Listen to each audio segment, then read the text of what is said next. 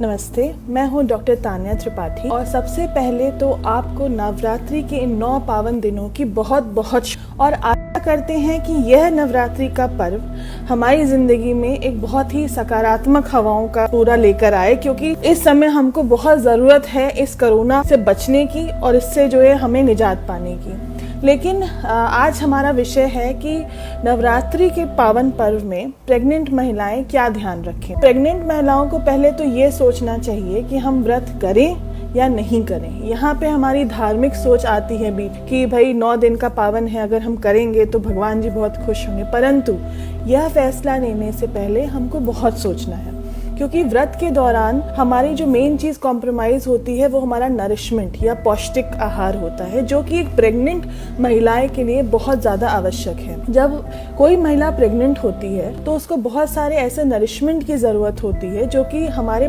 जो हम लोग भिन्न चीजें खाते हैं उनसे हमें मिलता है। व्रत के दौरान हम बहुत सारी चीजें नहीं खाते हैं, जैसे कि अनाज हो गया या बहुत सारे कार्बोहाइड्रेट हैं जो हम लोग नहीं खाते हैं। तो हमको बहुत सोचना पड़ेगा कि हमें व्रत रहना चाहिए कि नहीं चाहिए। और क्योंकि अगर हम अकेले हैं तो चलिए ठीक है, हम अपने लिए जिम्मेदार हैं, परंतु एक गर्भ के दौरान जो एक महिला होती है उसको अपना तो ख्याल रखना ही है, साथ साथ जो उसके गर्भ में पल रहे बच्चे का भी उसको पूरा ख्याल रखने की जरूरत है। प्रेगनेंसी के दौरान क्या होता है कि यदि हमारे खाने में थोड़ा भी कॉम्प्रोमाइज होगा तो इसका सीधा असर हमारी इम्यूनिटी पे पड़ेगा। अब आप तो समझ रहे हैं कि एक तो व्रत, ऊपर से आज का कोरोना काल, तो यदि हमारी इम्यूनिटी में जरा भी कमी आएगी तो इसका सीधा असर महिला पे और उसके बच्चे पे पड़ेगा। तो इसीलिए हमें बहुत सोच समझ के ये निर्णय करना है कि व्रत हमें रहना चाहिए या नहीं रहना चाहिए। यदि फिर भी हम हिम्मत करते हैं कि चलो भाई व्रत रहते हैं, तो हमें बहुत सारी चीज़ों पे ध्यान देना है। बहुत सारी चीज़ों पे ये ध्यान देना है कि पहले तो जिन महिलाओं को बीपी की शिकायत हो, शुगर की दिक्कत हो या कोई भी और मेडिकल कंडीशन हो जैसे कि एनीमिया हो, इन महिलाओं को व्रत नहीं करना चाहिए। उनको समझना चाहिए कि अगर वो व्रत करेंगी या व्रत के दौरान कोई भी लापरवाही हो गई तो बहुत सारे कॉम्प्लिकेशन हो सकते हैं। इसका अगर हम बहुत ही सिंपल उसे समझें तो क्या होता है कि जब हम व्रत करते हैं, क्योंकि हम बहुत ही कंट्रोल चीज़ें खाते हैं, चीनी खाते हैं, सब खाते हैं, मान रहे हैं, फल खाते हैं, सब खाते हैं, लेकिन फिर भी हम बहुत चीज़ कंट्रोल करके खाते हैं। तो कभी कभी क्या होता, कनेक्शन प्रॉब्लम थी। तो जब शुगर लेवल थोड़ा कम होता है तो महिला के बदन में ऐसे हार्मोन सिक्रीट होते हैं जिनको हम स्ट्रेस हार्मोन कहते हैं। तो ये जो स्ट्रेस हार्मोन होते हैं ये महिला के लिए और पल रहे बच्चे के लिए, दोनों के लिए हानिकारक हो सकते हैं। तो अगर प्रेग्नेंट महिला व्रत रखती है, उसका ब्लड शुगर लेवल कम ज़्यादा होता है, तो ये बहुत ही हानिकारक हो सकता है। एक नॉर्मल इंसान में, नॉर्मल से मेरा मतलब है जो नॉन प्रेग्नेंट पर्सन है, उसमें इतनी दिक्कत नहीं आएगी, परंतु एक प्रेग्नेंट महिला में अगर ये फ्लक्चुएशन होगा तो ये दिक्कत हो सकती है। इसीलिए हमें बहुत ही ध्यान रखना चाहिए और हमें हर चीज़ सोचनी चाहिए कि हमें कितना खाना है। सबसे पहली बात, यदि आप प्रेग्नेंट हैं और आप व्रत रह रहे हैं तो थोड़ी देर में खाना कुछ ना कुछ खाते रहें। मतलब समझ लीजिए 1-1 घंटे में कुछ ना कुछ खाते रहें। अब आप क्या खा सकते हैं, तो भाई सही बात है, आप हर तरह के फल खा सकते हैं, मखाना खा सकते हैं, दूध पी सकते हैं, जूस पी सकते हैं। जूस वो पैकेट वाला नहीं, क्योंकि उसमें बहुत शुगर होती है। जूस मतलब ताज़ा जूस। आप हल्का सा रोस्ट करके नट्स खा सकते हैं सेंधा नमक डाल के। उसके बाद आप गुड़ का प्रयोग कर सकते हैं, गुड़ में बहुत आयरन की मात्रा होती है, गुड़ का प्रयोग कर सकते हैं। चीनी को आपको नियंत्रित रखना पड़ेगा, क्योंकि प्रेगनेंसी में अगर ब्लड शुगर लेवल में ज़रा भी बदलाव आता है, इसका सीधा असर गर्भ में पल रहे बच्चे पे होता है। तो चीनी नियंत्रित रखें। और प्रेगनेंसी में हमने देखा है कि जिन लोगों को डायबिटीज़ नहीं भी होती है, उनमें भी डायबिटीज़ के सिम्टम्स आ सकते हैं, जिसको हम जेस्टेशनल डायबिटीज़ मेलाइटस कहते हैं। तो इससे बचने के लिए शुगर पे कंट्रोल करें। घी तेल भी नियंत्रित खाएं। और वही मैं बता रही हूँ, जल्दी मील्स खाएं, मतलब शॉर्ट और फ्रीक्वेंट मील्स। 1-1 घंटे पे, 1.5 घंटे में अपनी बॉडी को इस स्थिति में ना लाएं कि उसको बहुत भूख लगे या स्ट्रेस हो। ठीक है। और पानी एक ऐसी चीज़ है जो पूरी प्रेगनेंसी में, मैं केवल व्रत के लिए नहीं बोल रही हूँ, पूरी प्रेगनेंसी में पानी बहुत पीना चाहिए, क्योंकि प्रेगनेंसी के दौरान हमारा ब्लड वॉल्यूम बढ़ता है तो डिहाइड्रेशन होने का बहुत चांस होता है। और व्रत के दौरान आप समझ रहे हैं कि बहुत सारी चीज़ें हम नहीं पी सकते हैं, नॉर्मल नमक नहीं खा सकते हैं, तो व्रत के टाइम भी आप इसका ध्यान रखें कि आप खूब पानी पिएं। पानी में हल्का सेंधा नमक, नींबू डाल दें, थोड़ी सी चीनी डाल दें, उसका लेमनेड या शिकंजी टाइप का बना के थोड़ी थोड़ी देर पे पिएं। हाँ, मैं ये समझ सकती हूँ कि फर्स्ट ट्राइमेस्टर मतलब अमसम पहले के 3 महीनों में बहुत उल्टी आती है, वॉमिटिंग होती है, चक्कर आता है, तो उस टाइम थोड़ा थोड़ा पिए, ये नहीं कि पूरा एक साथ पी गए, थोड़ा थोड़ा पीजिए, और जिससे कि ब्लड वॉल्यूम भी मेंटेन रहे, आपको कमजोरी ना हो, चक्कर ना आए। ये आप खाने का भी कर सकते हैं। उसके बाद सब्जी में मैं ये बोलूंगी कि हमने देखा है कि प्राय हम लोग के खान पान में आलू का बहुत उपयोग होता है, तो आलू के उपयोग को थोड़ा नियंत्रित रखें। इनमें कब्ज की बहुत दिक्कत होती है और कब्ज प्रेगनेंसी के लिए अच्छा नहीं है, क्योंकि उसके लिए फिर आपको अतिरिक्त दवाइयाँ लेनी पड़ेंगी। तो इन सब चीज़ों को जो हम बाहर से लेके आ रहे हैं उनको थोड़ा सा देख के खाएं, कहीं ऐसा ना हो कि आपको रिएक्ट कर रही हैं, तो ये सब आपको ध्यान देना चाहिए। उसके अलावा मैं ये बोलूँगी कि आप अगर चक्कर आए या कभी आपको कमज़ोरी आए, बीपी कम हो या आपके पेट में दर्द हो या इस तरह की कोई भी चीज़ हो, प्लीज़ तुरंत डॉक्टर के पास जाएं। और लंबे काल में ये देखिए कि अगर बहुत वेट लॉस हो रहा हो बहुत ज़्यादा, तो आप डॉक्टर के पास जाएं। हेडेक आए, चक्कर आए, बहुत पसीना आए, घबराहट हो, तो प्लीज़ डॉक्टर के पास जाइए। इसमें ये मत सोचिए मेरा व्रत टूट जाएगा, इसमें ज़रूर जाइए। और प्रश्नों से पहले एक चीज़ और बोलूँगी कि अगर आप व्रत नहीं कर पा रही हैं तो प्लीज़ प्लीज़ निराश ना हो। व्रत ना करने के से और भी अच्छी चीज़ें हैं। आप डोनेट करिए, आप गरीब लोगों की मदद करिए इस टाइम पर, आप वॉलंटियर करिए किसी की हेल्प करने में, और अपने पे थोड़ा सा नर्म रहिए, क्योंकि आपके अंदर एक बहुत बड़ी रिस्पॉन्सिबिलिटी है, और खुश रहिए। तो चलिए हम थोड़ा प्रश्न देखते हैं। प्रेगनेंसी में वाइफ का बीपी बहुत लो है। देखिए प्रेगनेंसी में थोड़ा सा बीपी फ्लक्चुएशन होता है। ये तो देखिए बीपी लो रहने के बहुत कारण होते हैं, या तो उनके वो पानी ढंग से नहीं पी रही हैं, या नमक की कमी है, और भी बहुत सारे कारण हो सकते हैं। तो एक तो इनका एंटीनेटल चेकअप बिल्कुल नियमित कराइए। प्रायः जो गायनेकोलॉजिस्ट और ऑब्स्टेट्रिशियन होती हैं वो आपको लिख के देती हैं कि आपको नेक्स्ट विजिट इस पे करानी है या अल्ट्रासाउंड कराना है, तो उनको अगले विजिट पे जाइए। और अगर बीपी ज़्यादा लो हो रहा है तो आप तुरंत जाके दिखाइए। और इसके अलावा वही मैंने बताया, नियमित पानी पीजिए, थोड़ा थोड़ा पीजिए, और नमक का ध्यान रखिए, क्योंकि बीपी लो होना बहुत बहुत कॉमन शिकायत है। और अगर आप कर सकते हैं तो अपने घर में एक बीपी मशीन रख लीजिए, आजकल बहुत आराम से मिल जाती है, बहुत ही इजी टू हैंडल है।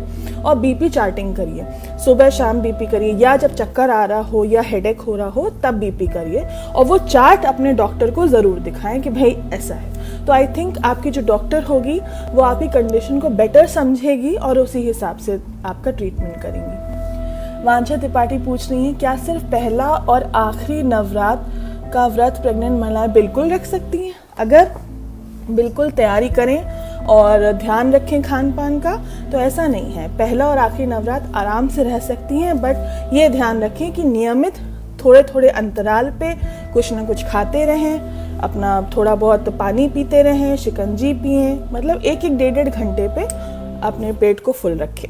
नमस्ते, गुड इवनिंग। क्या सेंधा नमक सेफ़ है प्रेगनेंसी में? जी बिल्कुल, सेंधा नमक काफ़ी सेफ़ है प्रेगनेंसी में, बल्कि कई स्टडीज़ ने कहा है कि जिनको हाई बीपी की दिक्कत रहती है उनको नमक ज़्यादा सूट करता है। तो आप प्रेगनेंसी में भी सेंधा नमक खा सकते हैं, लेकिन फिर मैं बोलूँगी बीपी मेंटेन रखें, बीपी अपना नापते रहें।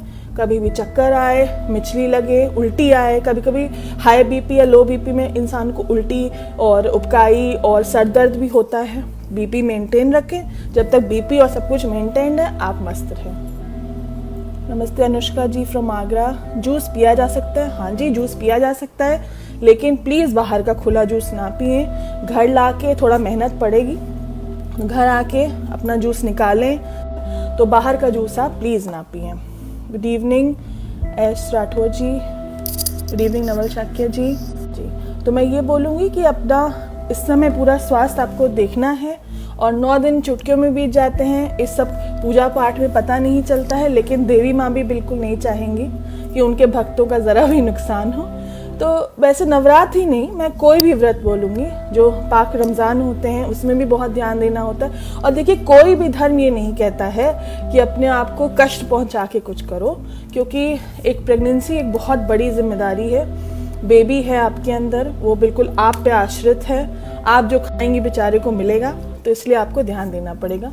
आपके और भी प्रश्न हो तो आप पूछ सकते हैं, ठीक है। और एक बात और बोलूँगी कि जैसे अगर अचानक कभी पेट में दर्द पीड़ा हो या कोई डिस्चार्ज हो या आपके पोस्चर में प्रॉब्लम होने लगे, पेट में, पीठ में बहुत एक्सटेंसिव, बहुत ज़्यादा दर्द हो, तो भी आपको तुरंत डॉक्टर के पास जाना चाहिए, क्योंकि ये थोड़ा सा सीरियस कंडीशंस हो सकती हैं। और एक बात और बोलूँगी, जिनको प्रीवियस मतलब पहले की प्रेगनेंसी में कोई कॉम्प्लिकेशन हुआ हो, जैसे बहुत सारे कॉम्प्लिकेशंस होते हैं, तो अगर पहली प्रेगनेंसी ऐसी रही हो, ये दिक्कत हुई हो या इमरजेंसी सिजेरियन सेक्शन कराना पड़ा हो, कोई बहुत प्रॉब्लम हो, तो उनको बल्कि एक बार अपने डॉक्टर से पूछने में कोई हर्ज नहीं है। डॉक्टर से पूछें कि क्या हम व्रत रह सकते हैं कि नहीं। बलीराम जी नमस्ते, सब आप लोग पूछ सकते हैं अगर आपको कुछ पूछना हो तो।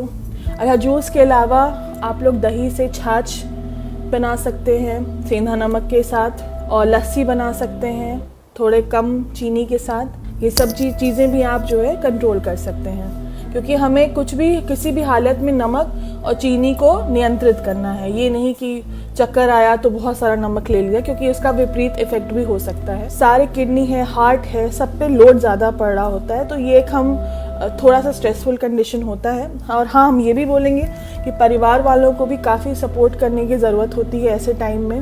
मूड फ्लक्चुएशंस हो रहे होते हैं, और आप जो अगर कोई पहली बार माँ बन रहा होता है तो उसके लिए बहुत ही कंडीशनिंग की ज़रूरत है, काउंसलिंग की ज़रूरत है। कई बार ये भी देखा है कि पोस्टपार्टम डिप्रेशन के साथ साथ कभी कभी प्रेगनेंसी के दौरान भी लेडीज़ को डिप्रेशन होता है, तो उसमें भी थोड़ा हमें ध्यान रखने की ज़रूरत है। हाँ, ये मैं कोई पूछे हैं, प्लीज़ निर्जल व्रत नहीं रखना है। निर्जल व्रत बिल्कुल नहीं रखना है, क्योंकि वैसे ही प्रेगनेंसी के दौरान बॉडी में पानी की कमी रहती है, ब्लड वॉल्यूम एक्सपैंड हो रहा होता है फर्स्ट 2 ट्राइमेस्टर्स में, तो निर्जल व्रत प्लीज़ ना रखें। कोई भी चीज़ आपकी तबीयत से और स्वास्थ्य से ज़्यादा इम्पॉर्टेंट नहीं है, तो निर्जल व्रत अवॉइड करें। बल्कि मैं तो ये बोलूँगी कि भगवान जी सब माफ़ करते हैं, ऊपर वाला खुदा सब माफ़ करता है, तो थोड़ा सा आप रियायत भी बरत सकते हैं।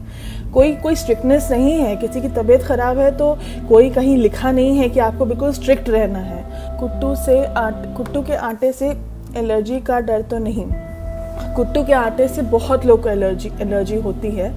वही मैंने बताया, जैसे कि कुट्टू को आटे है और आपका सिंघाड़े का आटा है। एक तो आजकल प्योर नहीं मिलता है, प्योर मिलता है तो उसमें ऐसे अल्कलॉइड्स होते हैं जो कि पेट के इंटेस्टाइन की एरिया को इरिटेट करते हैं। तो कई बार देखा गया है कि कुट्टू का आटा या सिंघाड़े का आटा खाने से कब्ज़ होना या डायरिया होना, दोनों चीज़ें हो सकती हैं। और एक बात बताऊंगी कि डायरिया प्रेगनेंसी के दौरान काफ़ी घातक कभी कभी सिद्ध होता है, तो ऐसा कुछ भी ना खाएं बाहर का जो आपको नुकसान पहुंचाए या जो आपके पेट को इरिटेट करे। चाय का क्या रोल है? चाय थोड़ा अवॉइड करना चाहिए, क्योंकि ये कहते हैं कि जो चाय होता है वो आपके आयरन के एब्जॉर्प्शन को कम करता है। और आप वैसे ही जान रहे हैं कि प्रेगनेंसी में आयरन थोड़ा कम हो जाता है, क्योंकि काफ़ी कुछ आपका आयरन बच्चा उपयोग कर रहा है। तो हम लोग जो सेकेंड ट्राइमेस्टर ऑनवर्ड्स समझिए 4 महीने के बाद आयरन खाने की हिदायत देते हैं। तो यदि आप वो आयरन खाएंगे और खूब चाय पिएंगे तो वो आयरन तो एब्जॉर्ब होगा ही नहीं, तो आपका आयरन खाने से कोई फ़र्क नहीं पड़ेगा और एनीमिया होगा। तो चाय को जहाँ तक हो सके अवॉइड करें और अपनी आयरन की गोली चाय के आसपास ना खाएं। फ्रूट्स कितना खा सकते हैं? देखिए, फ्रूट्स आप खा सकते हैं, लेकिन नियंत्रित, हर चीज़ नियंत्रित। क्योंकि जैसे बनाना है या बहुत सारे ऐसे आम हैं, ये फ्रूट्स में शुगर लेवल बहुत ज़्यादा होती है, तो इसीलिए हर फ्रूट्स थोड़ा थोड़ा खाएं। ये नहीं कि एक ही फ्रूट को ज़्यादा सा अमाउंट खा रहे हैं। हर फ्रूट के अपने अलग अलग फ़ायदे होते हैं। किसी में विटामिन सी ज़्यादा होता है, किसी में विटामिन ए ज़्यादा होता है, किसी में विटामिन ई ज़्यादा होता है। तो सब फ्रूट्स का चार्ट बनाकर फिर सेंधा नमक डाल के, काला नमक डाल के, अगर व्रत नहीं है तो आप खा सकते हैं। फ्रूट्स खाना तो बहुत अच्छा है, उससे आपके पेट में भी बहुत आराम मिलेगा। How much rest should a lady take.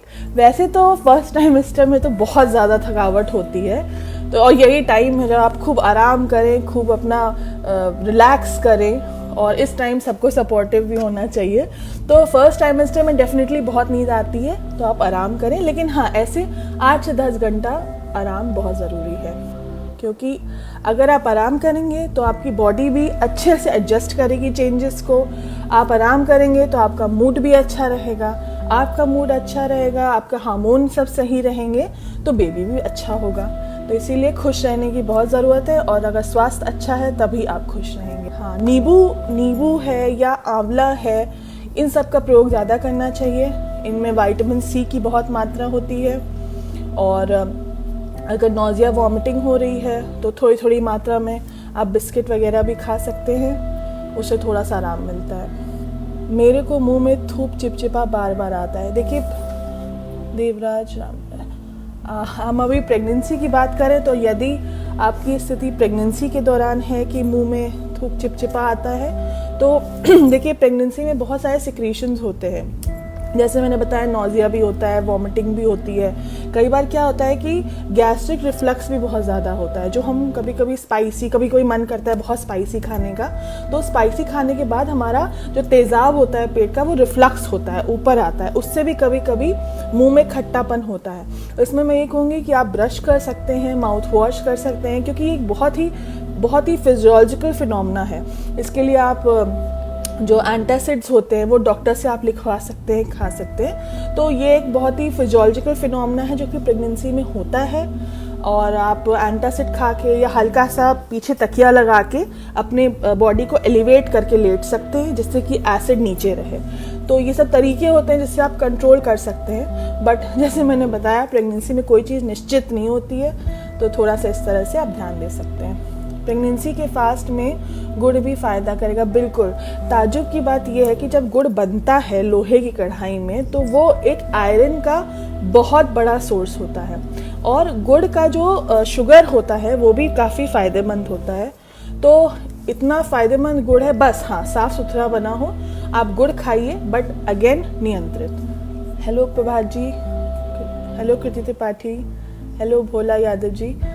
Oral hygiene का प्रेगनेंसी में बहुत ध्यान रखने की ज़रूरत है।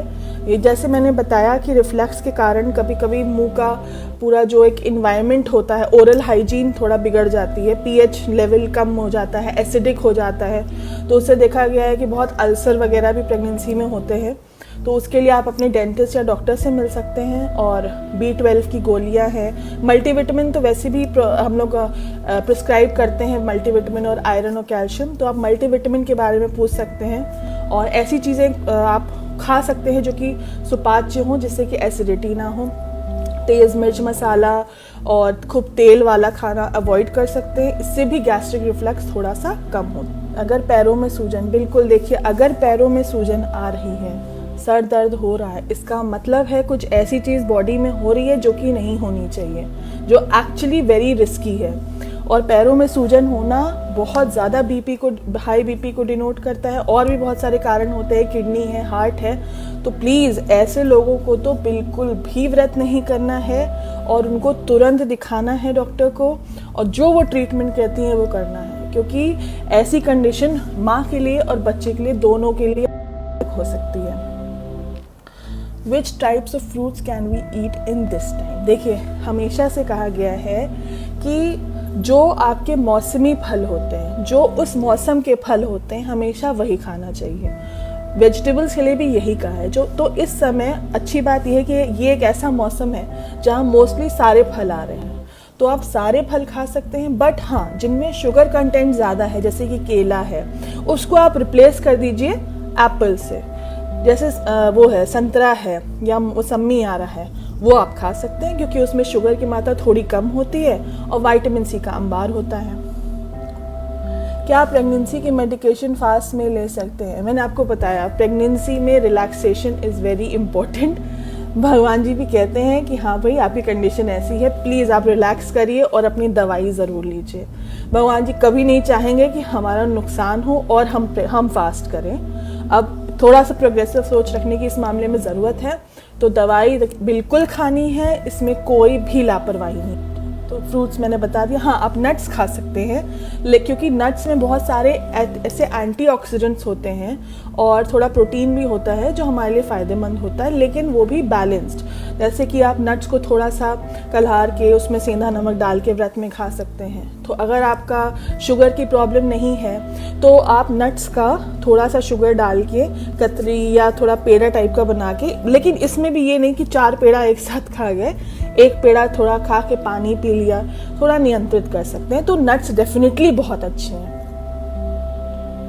मैम, महिलाओं को प्रेग्नेंट समय हीमोग्लोबिन 56 हो जाता है। मुझे लग रहा है आपका मतलब है 5 या 6 से। तो देखिए, जो प्रेगनेंसी होती है उसमें डेफिनेटली थोड़ा सा हीमोग्लोबिन लेवल कम होता है, क्योंकि बहुत ही रीज़नेबल बात है कि एक बेबी है उसको भी सप्लाई हो रहा है। तो यहाँ पे जो फैक्ट्री है, सपोज़ वहाँ पे अगर कोई चीज़ निकाली जा रही है तो फैक्ट्री में अगर बनेगी नहीं अच्छे से तो फैक्ट्री में कम हो जाएगा। तो ठीक उसी तरह हमारा आयरन लेवल भी कम होता है। तो इसीलिए फर्स्ट ट्राइमेस्टर मतलब पहले 3 महीने नहीं, क्योंकि उस टाइम वॉमिटिंग की दिक्कत होती है, लेकिन उसके बाद हर महिला को आयरन और कैल्शियम ज़रूर लेना चाहिए। अगर हर महिला आयरन और कैल्शियम लेती है तो हीमोग्लोबिन लेवल कंट्रोल रहता है। कभी कभी देखा जाता है कि जो आयरन खा रहे हैं या तो महिला पचा नहीं पा रही है या कोई और वजह है कि वो आयरन यूज़ नहीं हो पा रहा है, तो उसके लिए और सारे प्रावधान जैसे ट्रांसफ्यूजन है वो, लेकिन वो थोड़ा सीरियस इश्यूज है एंड वो आई थिंक आप एक्सपर्ट है, वो आपको बेहतर समझा पाएगा। लेकिन डेफिनेटली हीमोग्लोबिन लेवल नॉर्मल रहना चाहिए, क्योंकि अगर हीमोग्लोबिन लेवल कम है प्रेगनेंसी के दौरान तो आप ये सोचिए डिलीवरी में 1 से 2 ग्राम कम हो जाता है। जब डिलीवरी होती है उस समय भी ब्लड लॉस होता है। तो हमें हीमोग्लोबिन लेवल इतने लेवल पे रखना है कि डिलीवरी के दौरान और डिलीवरी के बाद महिला को ना दिक्कत हो, क्योंकि आप देखिए महिला की जान सबसे इम्पोर्टेंट। कैल्शियम, हाँ, जिस तरह से आयरन की उपयोगिता बढ़ जाती है प्रेगनेंसी में, ठीक उसी तरह हमारी बोन से कैल्शियम भी एब्जॉर्ब हो रहा होता है। देखिए, बच्चा अपना सारा पौष्टिक आहार लेगा, वो माँ से ही लेगा, और यदि माँ के पास कम हो या ज़्यादा हो तो हमारा ये कर्तव्य है कि हम माँ को इतनी तरह पूर्ण रखें पौष्टिक आहार से कि उसको कोई दिक्कत ना हो। ठीक उसी तरह कैल्शियम की मात्रा भी कम होने लगती है। यदि हमारे ब्लड कैल्शियम कम होता है तो माँ के बोन से भी कैल्शियम एब्जॉर्ब होने लगता है, तो उसको मेंटेन रखने के लिए हमें कैल्शियम भी सप्लीमेंट देना होता है। कभी कभी देखते हैं कि कुछ ब्रांड्स का कैल्शियम से कॉन्स्टिपेशन होता है लोगों को, तो वो तो देखिए बहुत ही पर्सन टू पर्सन डिपेंड करता है। तो वो आप अपने गायनेकोलॉजिस्ट और ऑब्स्टेट्रिशियन से मिलिए, वो आपको और अच्छे ऑप्शंस बताएंगे। खाने पीने में कैल्शियम बढ़ाइए, दूध बढ़ाइए, पनीर बढ़ाइए, अगर दूध टॉलरेट नहीं हो रहा है तो दही का उपयोग करिए। तो अगर इस तरह से आप नियंत्रित करेंगे, और मज़े की बात है ये सब चीज़ आप व्रत में भी खा सकते हैं, तो आप ये करेंगे तो डेफिनेटली आपके नवरात्र बहुत अच्छे बीतेंगे और कोई कमी भी नहीं होगी। ओके मैत्री जी, आपको भी धन्यवाद देखने के लिए वीडियो। और मैं ये भी बोलूँगी कि जो हमारी ऐसी महिलाएं हैं जो गांव में हैं या ऐसी जगह पे हैं, वहाँ पे भी जो आपके पीएचसी हैं, सीएचसी हैं, वहाँ पे सारी सुविधाएं उपलब्ध हैं। इस टाइम कोविड का टाइम चल रहा है तो थोड़ा आप ध्यान भी रखें, फुल प्रिकॉशन के साथ, मास्क के साथ, 2 गज की दूरी के तकनीक के साथ आप अपने एएनसी विजिट नियमित कराएं, उसमें बिल्कुल वही ना करें, और अपने आप को बुक कराएं, अपना एएनसी कार्ड बनवाएं, अपना वज़न, अपना सब बीपी अपना रिकॉर्ड करते रहें। अब हर जगह देखिए सुविधा उपलब्ध है, चाहे वो शहर हो चाहे वो गांव। और सबसे बड़ी बात, ये प्रेग्नेंट जो लेडी है उसकी खुद जिम्मेदारी है कि वो अपना ध्यान रखे। अगर वो ध्यान रखेगी तो परिवार भी पूरा सपोर्ट करेगा, ऐसा नहीं है। तो अपना ध्यान रखें। देखिए, प्रेगनेंसी जो इस समय जो फुल टर्म प्रेग्नेंट हैं, मतलब आप समझ लीजिए 7 महीने से ऊपर प्रेग्नेंट हैं, उनको डेफिनेटली थोड़ा अवॉइड करना चाहिए, क्योंकि कई केसेस ऐसे देखे गए हैं। मैं सबको नहीं कह रही हूँ, प्लीज़ आप परेशान मत हो, बट कई बार देखा गया है कि जो लंबे लोग फास्ट करते हैं, जैसे कि रमज़ान का फास्ट हो गया या 9 दिन लगातार नवरात्रि का फास्ट हो गया, तो उस दौरान देखा गया है कभी कभी प्री टर्म लेबर भी हो सकता है। प्री टर्म लेबर से मेरा मतलब है पूरा काल होने से पहले डिलीवरी का पेन आना, लेबर शुरू हो जाना। तो देखिए, प्रेगनेंसी बहुत ही अच्छी चीज़ भी है, बहुत ही रिस्की चीज़ भी है, बहुत ही कीमती चीज़ भी है। तो इसीलिए 7वें महीने के बाद थोड़ा सा अवॉइड करें व्रत रहना, क्योंकि कभी कभी ये लेबर अगर हो गया तो बहुत कॉम्प्लिकेशन हो सकते हैं, बच्चा कमज़ोर पैदा कभी कभी हो जाता है। तो इन सब चीज़ों को देखते हुए क्यों हम रिस्क लें, तो इसीलिए 7 मंथ्स के बाद डेफिनेटली थोड़ा सा अवॉइड करना चाहिए। नट्स में आप सारा खा सकते हैं, बादाम खा सकते हैं, काजू खा सकते हैं, और जितने भी ये चिलगोज़ा ये सब खा सकते हैं, ऐसा कहीं नहीं है। अनटिल एंड अनलेस कई लोगों को एलर्जी होती है किसी विशेष प्रकार के नट से, जैसे कई लोग को मूंगफली से होती है, तो मूंगफली जो कि इतना खाई जाती है उसका भी ध्यान रखें। कई बार लोग खिचड़ी बनाते हैं उसमें मूंगफली डाल देते हैं, उससे भी लोगों को एलर्जी, तो देखिए वो तो सबका अलग अलग एलर्जी का होता है, उसका ध्यान रखें। और बाकी आप नट्स में सब खा सकते हैं, ऐसा कुछ भी नहीं है। अंजीर बहुत अच्छा होता है। हाँ, आप दूध ले सकते हैं, आप दूध को शेक बना सकते हैं। दूध से अगर हाँ बिल्कुल, आप दूध पी सकते हैं, आप दूध का शेक बना सकते हैं, आप दूध से दही का बना सकते हैं, कोई भी वो। आप दूध में फ्रूट को ब्लेंड करके उसकी स्मूदी टाइप का बना के पी सकते हैं। तो ऐसा नहीं है, ऑप्शंस बहुत हैं, बट थोड़ा सा ध्यान रखने की ज़रूरत है। हाँ, मखाना खा सकते हैं, मखाना बहुत अच्छा होता है, बट थोड़ा घी का ध्यान रखें, घी और तेल का थोड़ा नियंत्रित रखें। पुराना रखा हुआ सामान वैसे भी हम लोग व्रत में नहीं खाते हैं। कहते हैं कि व्रत का खाना हमेशा साफ सुथरा ताज़ा बनना चाहिए, और प्रेगनेंसी में वैसे भी रखा हुआ खाना नहीं खाना चाहिए, फ्रिज में रखा हुआ। कई बार होता है ऐसे बैक्टीरिया वगैरह ग्रो हो जाते हैं जिससे आपका पेट खराब हो सकता है। और मैंने आपको थोड़ी देर पहले भी बताया था कि डायरिया प्रेगनेंसी के लिए कभी कभी घातक सिद्ध हो। अब बस मैं ये बोलूँगी कि प्लीज़ अपनी रिकॉर्डिंग रखिए, बीपी मेजर रखिए, अपना कोई भी दिक्कत आए उसके लिए तुरंत डॉक्टर से बात करिए, अपने रूटीन वाइज जैसे आपका डॉक्टर आपको बताते हैं अपना टेस्ट कराइए, अपना सारा ब्लड पैरामीटर्स कराइए, अल्ट्रासाउंड नियमित पे कराइए। अगर आपको कोई डॉक्टर एक्स्ट्रा टेस्ट बोलती है उसको कराइए। देखिए